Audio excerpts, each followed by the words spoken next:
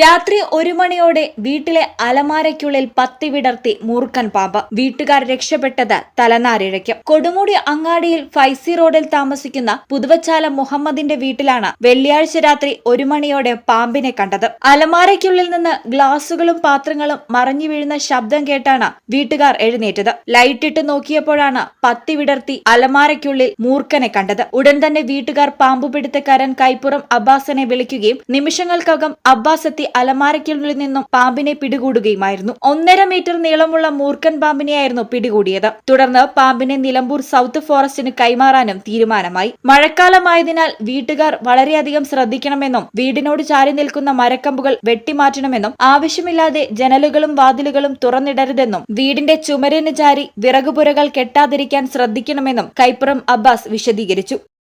ഈ channel Nilambur. BSc optometry ഒരു professional കോഴ്സാണ്. ഇതൊരു പ്രാക്ടിക്കൽ ഓറിയന്റഡ് കോഴ്സും കൂടിയാണ്.